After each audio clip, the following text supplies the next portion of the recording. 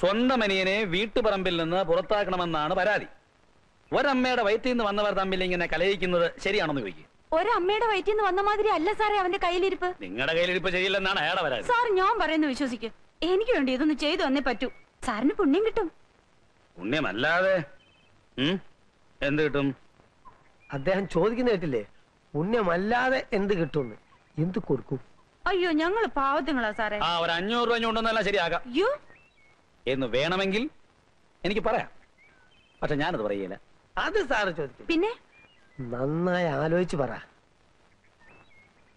സാറിന്റെ മനസ്സ് തുറന്ന് പറഞ്ഞാലല്ലേ എനിക്ക് എന്റെ മനസ്സ് തുറക്കാൻ പറ്റൂ. എന്ത് പണി ചെയ്താ നിങ്ങൾ കഴിയുന്നത്? 5-8 പശുക്കളുണ്ട് സാറേ. അതിന്റെ പാല് വിറ്റാ ഞങ്ങൾ കഴിയുന്നത്. പാല് നിങ്ങൾ എടുത്തോ? ചാണകഞ്ഞുണ്ടോ? ചാണകോ? ഈ സമയത്ത് കുറച്ച് ചാണകപ്പൊടിയുടെ വേറിയലുണ്ടല്ലോ. ഈ ചെടികളുടെ ഗെറ്റപ്പ് വേറെ ആയിരിക്കും. അയ്യോ ചാണകം എത്ര വേണേലും കൊണ്ടുവരാം. റഹ്മാൻ സാർ, ചോദിച്ചു വാങ്ങുന്നത് എന്തും കൈക്കൂലിയാണെന്നാണ് അമ്മ പറയാറുള്ളത്. അപ്പൊ ആ നിലയ്ക്ക് ചാണകവും കൈക്കൂലിയാണ്. ഇപ്പോഴാണ് സാർ എനിക്കൊരു കാര്യം ബോധ്യമായത്. ചോദിക്കേണ്ടത് ചോദിക്കേണ്ട രീതിയിൽ ചോദിക്കേണ്ട സമയത്ത് ചോദിച്ചാൽ ചാണകവും കിട്ടുമെന്ന്. റഹ്മാൻ സാർ, മനോരമ വേണോ? ആ വേണോ. അതിനെ ഞാൻ ഇത്ര നേരം കാത്തിരുന്നേ. ഒന്ന് താന്നേ. ആ ജോൺസന്റെ നോവൽ വെച്ചിട്ട് ഉടനെ അങ്ങ് തരാലോ. പ്ലീസ് ഒന്ന് താന്നേ. പ്ലീസ് ഒന്ന് താന്നേ. പ്ലീസ് ഞാൻ വായിച്ചിട്ട് ഉടനെ തരാം.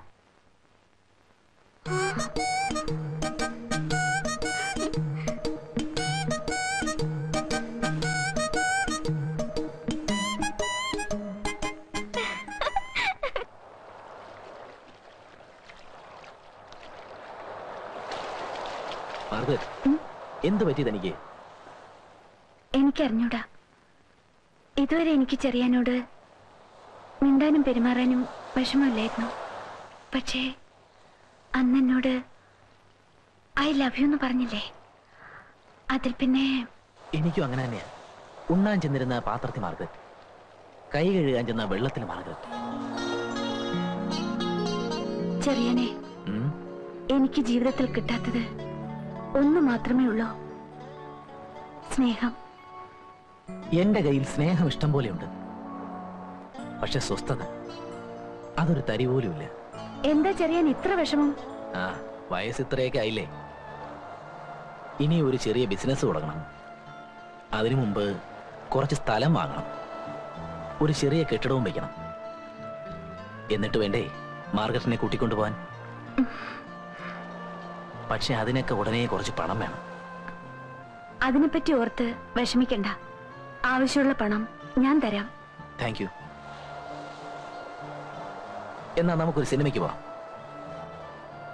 ചെറിയാന് വേറെ ഒന്നും എന്നോട് പറയാനില്ലേ? ഉണ്ട്. വേഗം ചെന്നില്ലെങ്കിലേ ഷോ ഹൗസ്ഫുൾ ആയി പോകും.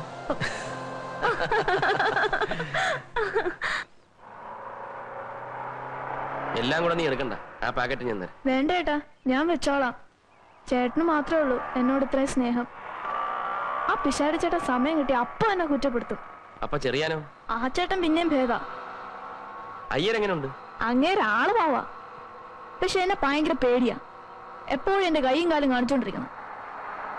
അങ്ങേര് വീട്ടിലേക്ക് ഒരു സാധനവും മേടിക്കത്തില്ല കേട്ടോ. എല്ലാം നമ്മുടെ വീട്ടിൽ നിന്ന് ഓസാ. ഏതായാലും നീ ആരെയും വെറുപ്പിക്കണ്ട. അവരെല്ലാം നിന്നെ പറ്റി നല്ലത് പറയുന്ന കേൾക്കാനാ എനിക്കിഷ്ടം. ചേട്ടനെന്ന് വീട്ടിൽ പോയിട്ട് ഇനി എന്ന് വരും? 2 ദിവസത്തിനുള്ളിൽ. വീട്ടിലാരൊക്കെ ഉണ്ട്? 2 കുഞ്ഞുങ്ങള്. യോ, ചേട്ടൻ കല്യാണം കഴിച്ചാലാണോ? കല്യാണമൊന്നും കഴിച്ചിട്ടില്ല, പക്ഷെ 2 കുഞ്ഞുങ്ങളുണ്ട്. എങ്ങനെയാന്നായിരിക്കും? എന്റെ അച്ഛനും അമ്മയും. ഇതിന്റെ ഒന്നും ആവശ്യപ്പെടില്ല.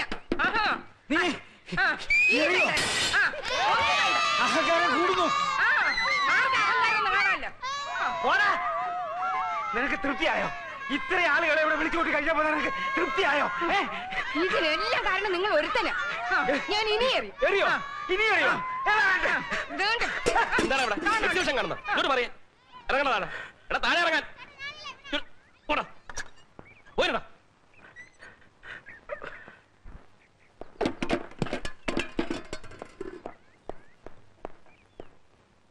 ഇന്ന് ഹരികഥാ കാലക്ഷേപം നേരത്തെ തുടങ്ങിയോ? എന്റെ അമ്മേ, എന്റെ അച്ഛ, എന്തിനാ എന്റെ മാനം ഇങ്ങനെ കപ്പല് കയറ്റുന്നത്? 1950 എന്ത് സംഭവിച്ചെന്നാ? 50-അല്ലടാ മോനെ, 54 നീലക്കുയിൽ റിലീസായ ദിവസം നിന്റെ അമ്മ സിനിമ കാണാനായിട്ട് ഒരുങ്ങി ഇറങ്ങിയപ്പോ സുഖമില്ലാതെ കിടന്ന എന്റെ അമ്മ പോകണ്ടാന്ന് പറഞ്ഞു. അന്ന് കമാനൊരക്ഷരം മിണ്ടാതെ കണ്ണീര് ഒലിപ്പിച്ചു നിന്ന നിന്റെ ഈ അമ്മ ഇന്ന് നേരം വെളുത്തപ്പോ മുതല് ദംഷ്ട്രൈ കാണിച്ച് എന്റെ നേരെ ചാടി കയറാണ്.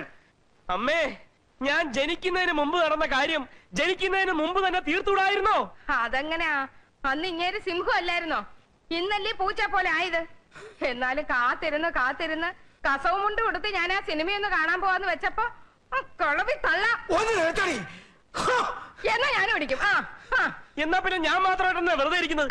ഞാനും വേണ്ടടോ, നെഞ്ചു കലങ്ങി പോവും. വേണ്ട. വനജാദേവി 19 വയസ്സ്, കാർത്തിക നക്ഷത്രം. പെണ്ണ് കൊള്ളാം. ഇതാ നോക്ക്. അടുത്തത് കോമളവല്ലി, അത്തൻ നക്ഷത്രം, 5 അടി 3 ഇഞ്ച് പൊക്കം. എന്റെ പൊന്നച്ച, എനിക്കിപ്പൊ കല്യാണം വേണ്ട. എനിക്കല്ല നിർബന്ധം, നിന്റെ അമ്മയ്ക്കാ. അവൾ ഇന്നലെ ഒരു സ്വപ്നം കണ്ടു, നീ ഒരു പെൺകുട്ടിയുമായിട്ട് സഹകരണത്തിലാണെന്ന്. അതേ മകനെ, അമ്മ സ്വപ്നം കണ്ടു. അമ്മയ്ക്ക് സ്വപ്നം കാണാൻ ഒരുപാട് സമയമുണ്ട്. ഇവിടെ മനുഷ്യന് നിന്ന് ഇരിയാൻ സമയമില്ല. അപ്പോഴാ സഹകരണം. എന്നാ നീ അവക്കൊരു വാക്ക് കൊടുക്ക. എന്നെ ഇരുത്തി പൊറപ്പിക്കുന്നില്ല. എന്ത് വാക്ക്?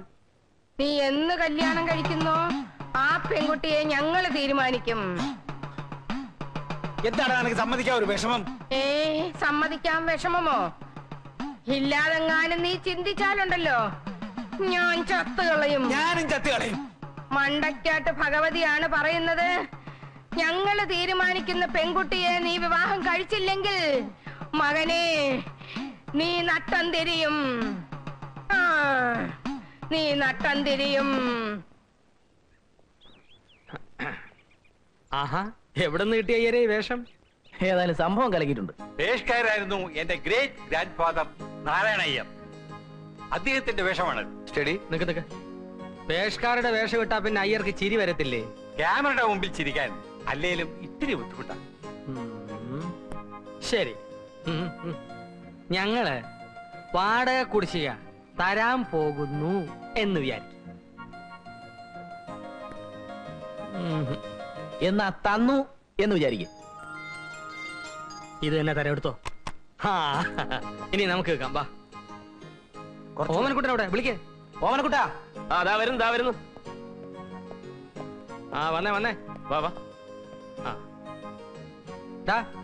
നീ എന്തിനാ കയറി നിൽക്കുന്നത്? മാറ്. നിന്നെ. ഇന്ന് ആ വ്യത്യാസമില്ല. കാരണം ഇന്ന് അയ്യരുടെ പിറന്നാളാണ്. ജീവിതത്തിൽ ഒരു പൈസ പോലും ചെലവാക്കാത്ത അയ്യർ നമുക്ക് വാങ്ങിച്ചു തന്നതുപോലെ തന്നെ പുതിയ ഡ്രസ് അവനും വാങ്ങിച്ചു കൊടുത്തിട്ടുണ്ട്. രാമന് നിന്നോ. കയ്യ എടുക്കട്ടോ. എടുത്തു. Thank you. 2 ദിവസത്തിനാ പ്രിന്റ് തരാം. എന്താ അയ്യരെ നമ്മുടെ പ്രോഗ്രാം? നമ്മുടെ ആഘോഷം എവിടെ തുടങ്ങുന്നു? നമ്മൾ നേരെ നമ്മുടെ വാഴത്തോപ്പിലേക്ക് പോകുന്നു. ഉച്ചവരെ അവിടെ വിട്ടാൽ രാത്രി 10 മണി വരെയുള്ള പ്രോഗ്രാം ഞാൻ ഫിക്സ് ചെയ്യും. എന്റെ കൂടെ നിന്നാ മതി. ചിലരൊക്കെ എടുത്തിട്ടുണ്ടല്ലോ. അവസാനം കോട്ടും കോപ്പും. രാമ, ഞങ്ങൾ വരാൻ എന്തായാലും രാത്രി 10 മണിയാവും. നീ ഭക്ഷണമൊക്കെ കഴിച്ച് കഥ കടച്ച് കിടന്നു. ഇതിരിക്കട്ടെ, ചെലവാക്കണ്ട. എന്തെങ്കിലും അത്യാവശ്യം വന്നാ വരുന്നു.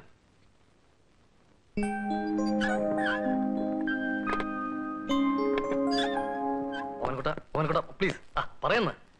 നീ എന്തെല്ലാം കാര്യങ്ങൾ എന്നോട് പറഞ്ഞിട്ടുണ്ട്. ഞാൻ ഇതുവരെ അതൊക്കെ ആരോടെങ്കിലും പറഞ്ഞിട്ടുണ്ടോ? ഇത് പക്ഷെ അങ്ങനല്ല. ഓമനക്കുട്ട, നീ എന്നോടല്ലേ പറയുന്ന? ആരോടും പറയില്ലെന്ന് സത്യം ചെയ്. ആരോടും പറയില്ല, സത്യം പറ. അയ്യരുടെ ബർത്ത്ഡേ കൊണ്ടാടാൻ പയ്യനെ വീട്ടിലാക്കിയിട്ട് ഞങ്ങൾ വാഴത്തോപ്പിലേക്ക് പോയി. രാത്രി 10 മണി കഴിഞ്ഞ് മടങ്ങി വരാനായിരുന്നു ആദ്യത്തെ പ്ലാൻ. വാഴത്തോപ്പിൽ തകർത്തോണ്ടിരുന്നപ്പോഴാ നമ്മുടെ MDയുടെ ഓപ്പറേഷന്റെ കാര്യം ഞാൻ ഓർത്തത്. അവരോട് കൊണ്ടാടിക്കൊള്ളാൻ പറഞ്ഞിട്ട് കൃത്യം 5 മണിക്ക് ഞാൻ വീട്ടിൽ തിരിച്ചെത്തി.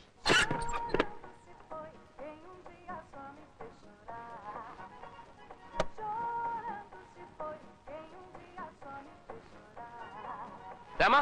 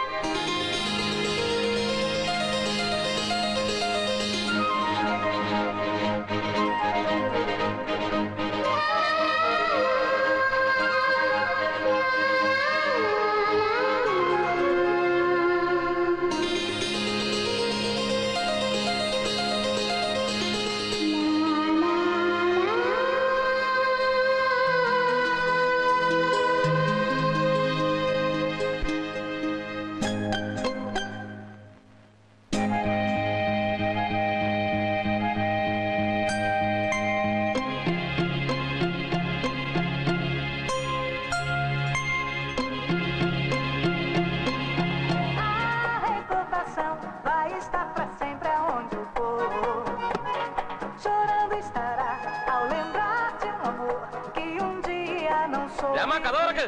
ദാ വരുന്നു.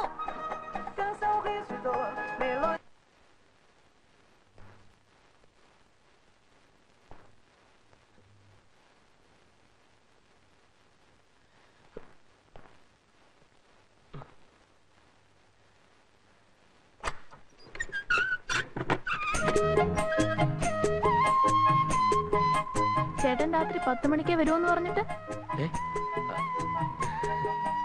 ദേ ചേട്ടൻ നല്ല വേർക്കുന്നു. ഏ?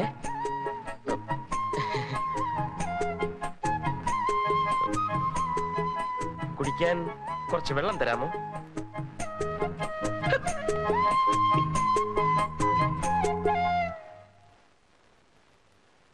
നീ ബാക്കി നടന്ന കാര്യങ്ങളൂടെ പറ. അയ്യര് സംഘം ആഘോഷം കഴിഞ്ഞ് തിരിച്ചു വരുന്നതിന് മുമ്പ് ഞാൻ അറിഞ്ഞ കാര്യം അവളെ ധരിപ്പിക്കണമെന്ന് എനിക്ക് ഒരേ ടെൻഷൻ.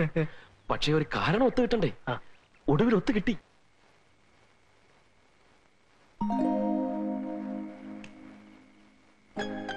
അതെ, പിന്നെ ലൈറ്റ് പോയി. ഒരു വിളക്ക് കിട്ടിയാൽ കൊള്ളാമായിരുന്നു. ആ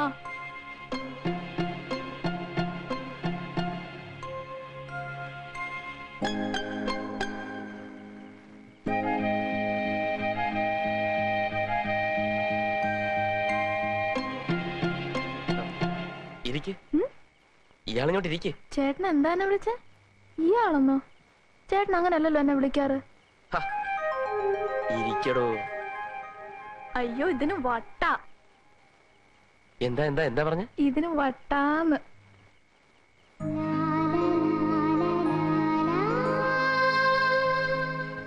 അയ്യോ എനിക്ക് പേടി എങ്ങനെ ഇരിക്കാൻ. പിശാടി ചേട്ടൻ അങ്ങനെ വന്ന് എന്നെ വെച്ചേക്കല്ല. അയാളോട് പോവാൻ പറ. ചേട്ടനല്ലേ പറഞ്ഞു എല്ലാരും ഒരുപോലെ സ്നേഹിക്കണം അനുസരിക്കണം എന്നൊക്കെ? അത് അന്ന് പറഞ്ഞല്ലേ. ഇനി മുതൽ ഞാൻ പറയുന്നത് മാത്രം കേട്ടാ മതി. എന്ന് മാത്രമല്ല, അവന്മാരെ അത്ര അടുപ്പിക്കുകയും വേണ്ട. എല്ലാ ആവശ്യവും എന്നോട് പറഞ്ഞാ മതി. ഞാനല്ലേ ഇയാളെ ഇവിടെ കൊണ്ടുവന്നു. അയ്യോ പാല്.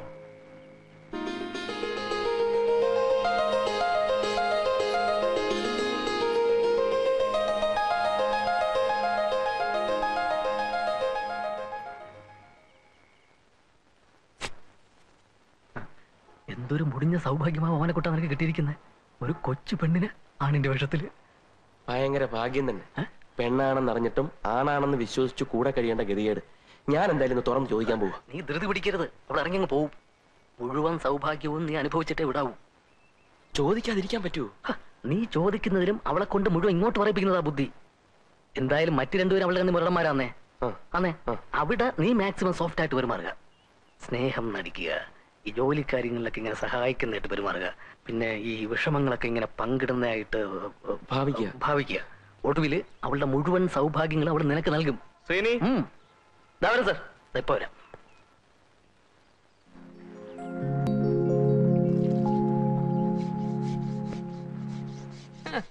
പോളിസ്റ്റർ ഷർട്ട് ഇട്ടോണ്ടേ കുളിമുറി തേച്ച് എഴുതത്തുള്ളൂ. നിന്റെയൊക്കെ നിലവാരം അതായി പോയല്ലോടാ. ചേട്ടൻ എന്താ നഷ്ടം? ഞാൻ പണി ചെയ്താ പോരെ? ആ നീ പണി ചെയ്യുന്നുണ്ട്. രാവിലെ 1.5 ഉപ്പുവാ അടിച്ച് കയറ്റിയതല്ലോടാ. ഒന്ന് അമർത്തി ഉരയ്ക്കടാ. മസിലൊക്കെ പെരുവട്ട്. രാമനൂടെ ഉണ്ട്. കുളിമുറി ഒന്ന് കഴിക്കാന്ന് വെച്ചു. തേക്ക്